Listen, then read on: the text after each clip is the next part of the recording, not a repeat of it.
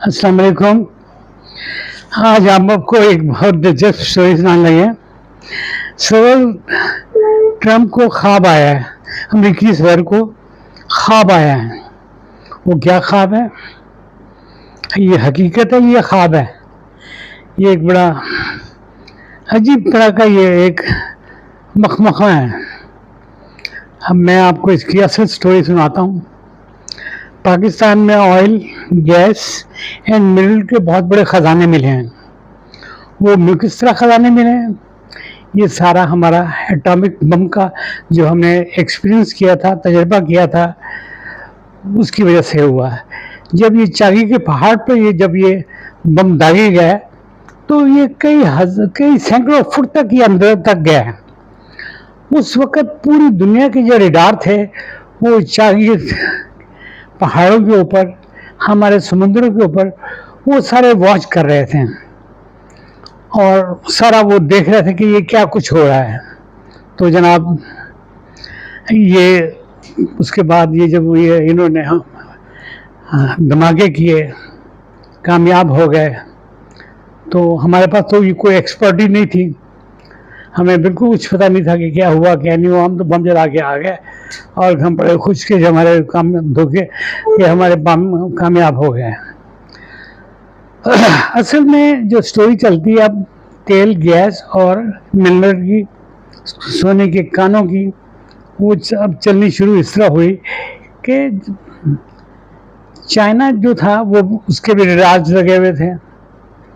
उसको भी कुछ अंदाज़ा हो गया था कि पाकिस्तान के समुद्रों में और मुख्तलिफ जो इलाके हैं, बलूचिस्तान है, जिस तरह सिंध के इलाके हैं, जिस तरह पख्तूनख्वा जो सूबा है, खैबर पख्तूनख्वा सूबा है, उसमें है, पंजाब के कुछ इलाकों में है।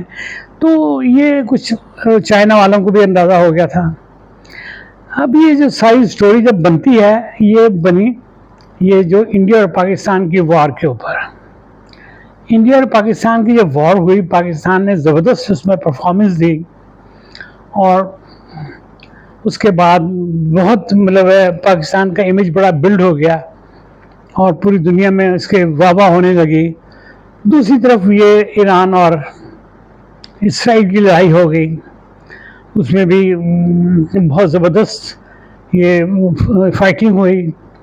ईरान ने भी शुरू में मार खाई, फिर आखिर में जो उसने मिसाइल कुछ रखे हुए थे वो जब चलाए तो फिर वहाँ उनको काफ़ी ये तलबीब में और उनके दूसरे शहरों में नुकसान पहुँचा।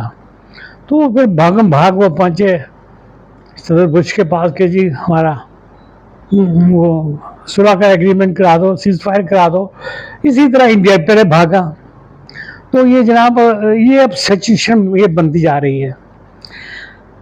अब उसने देख लिया कि जो इंडिया, क्योंकि इस वॉर में चाइना ने पाकिस्तान को बहुत मदद की। चाइना ने के जो एक्सपर्ट थे पूरी तरह वो उन्होंने हमें बता दिया था कि ये इनके जहाज़ कहाँ कहाँ और अपने हैं और किस तरह के हैं, कहाँ क्या लोकेशंस है, क्या कुछ है। उनके रेडार इस ज़बरदस्त इतने पावरफुल थे कि वो हमें एक लम्हे की हमें रिपोर्ट मिल रही थी। ये अब बड़े अब देखें कि हमारी किस्मत, तो हमने वो बाजी पलट दी।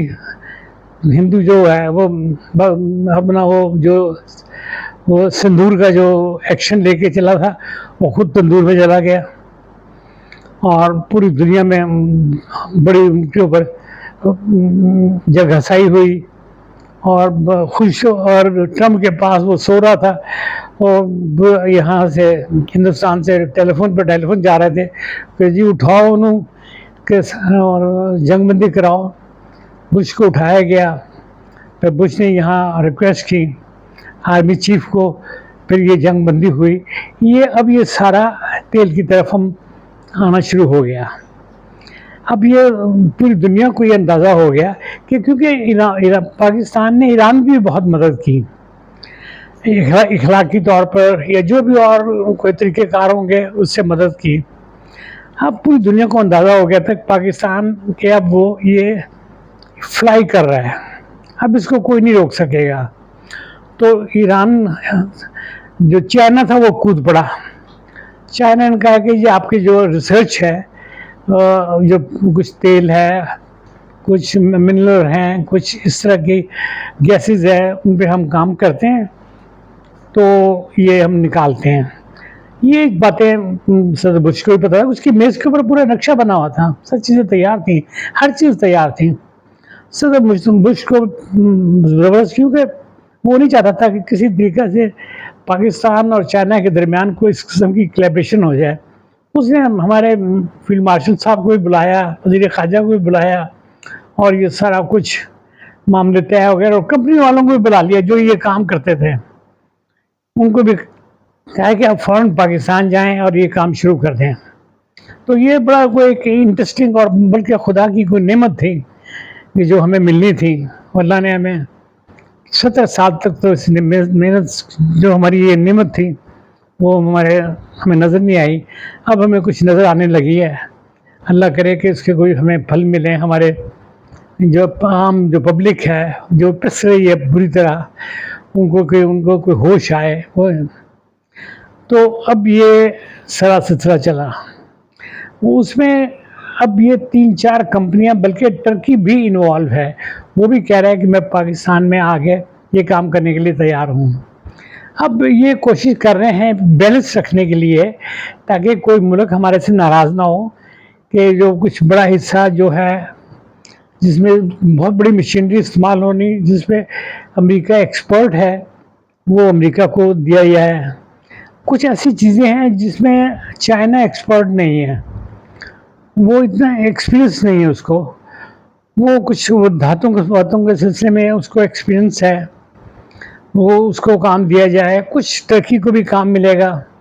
अब ये काम लेने के चक्कर में पाकिस्तान के पास आ रहे हैं, और अगले कुछ समझ लें महीने में या 1.5 महीने में अब बिडिंग शुरू हो जाएगी।